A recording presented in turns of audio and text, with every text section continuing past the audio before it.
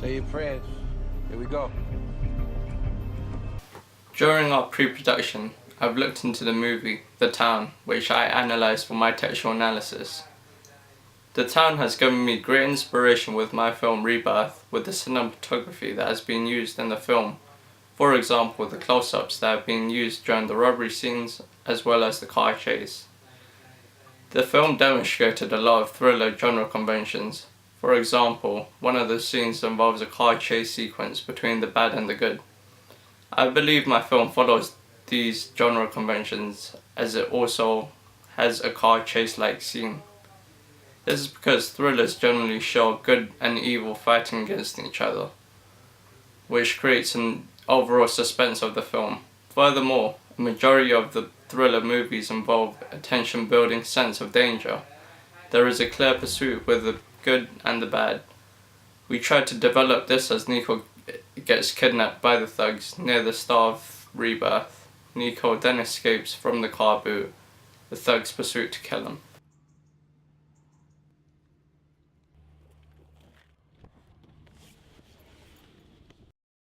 Our movie is edited in a non-chronological order because he's trying to leave the gang. The reasons for why there are flashbacks that are played in the middle of our movie was to create a strong bond between the audience and the protagonist. And also, in addition, we added this flashback scene to make it clearer as to why Nico wants to leave. The protagonist does not have a sense of regret due to his wife being pregnant, as he has been stressed to leave the gang to start a new life.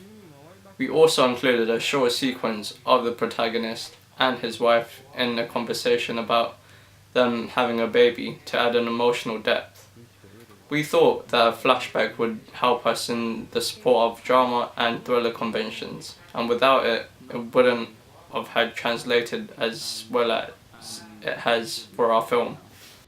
Our film, Rebirth, we decided to have a closed ending because we didn't want to follow the cliche of the protagonist defeating the antagonist. We decided to have an emotional approach towards the protagonist by creating a sense of sympathy for the character to create a deeper emotional end. We created this by the death of our main character Nico. The purpose of this was to show gang in a bad light. We showed this by Nico's death, which conveys a message to our audience that you can't trust anyone, not even your partners in crime. I can't do this, man. What do you mean, bro? I just can't. Tommy, come over here. Throughout our film, we use binary oppositions to create meaning by good versus evil. This is typical thriller genre conventions used in many well-known films. We showed this by having the equilibrium of Nico not satisfied with the gang, which he wants to leave, but can't. This triggers the thugs CJ and Tommy to kill him.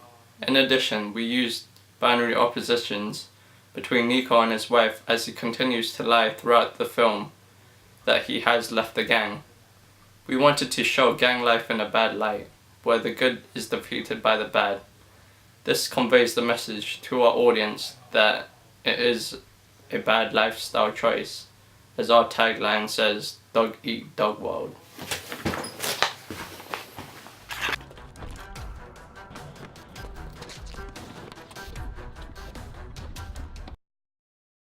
In our film, we have 4 characters. I will be talking about the protagonist, Nico. He follows the genre conventions action, thrill, and drama. Because of him being a family man, his behaviour around the other 2 members is a little skeptical, as he doesn't want to be involved in a life of crime. His narrative function in the film does have a slight attitude, as he tells his wife that he is completely done with the gang, but he is still stuck amongst them. The 2 thugs follow a general genre code because of their nature of being greedy and ruthless, as they don't care about feelings of other members of the gang, hence our tagline, "Dog eat dog world." Their functions in the film is shown to be you're in, but there is no out. This shows that they don't have sympathy for anyone. However, throughout the film, the two thugs are always in their boiler suits and masks. This shows that they don't want to be identified and that they want to hide their identity at all times. The last actor is the protagonist's wife.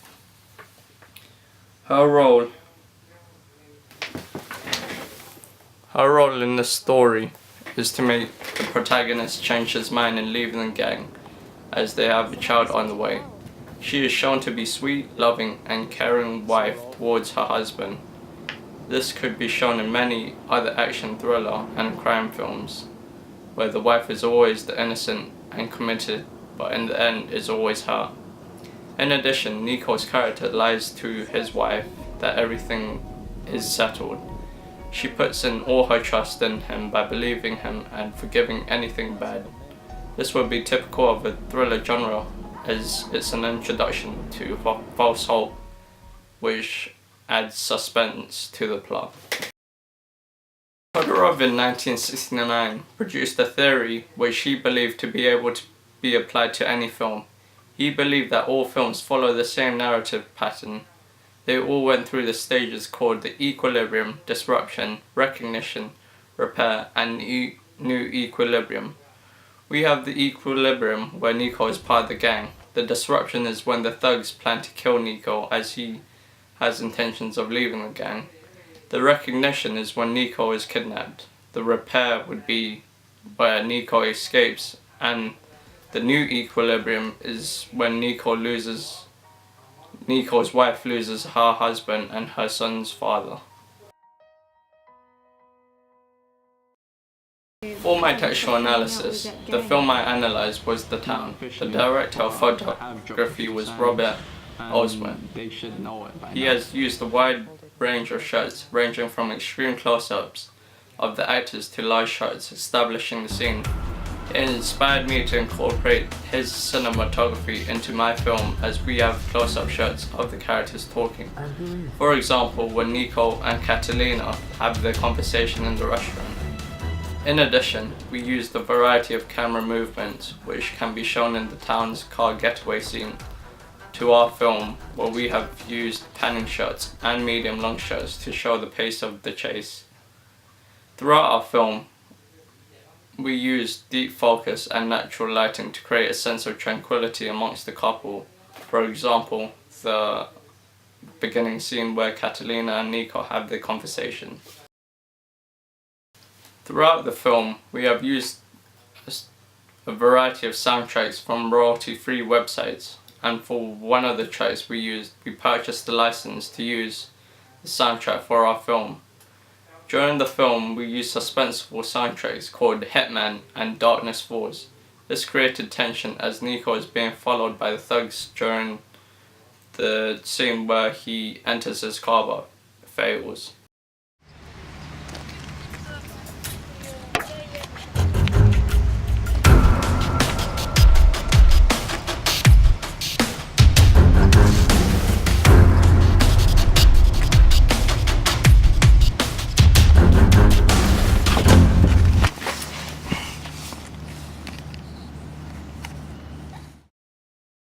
Furthermore, we used the soundtrack Sleepwalking by the Chain Gang of 1974 during Nico's drive scene to create a sense of time-lapse for his escape.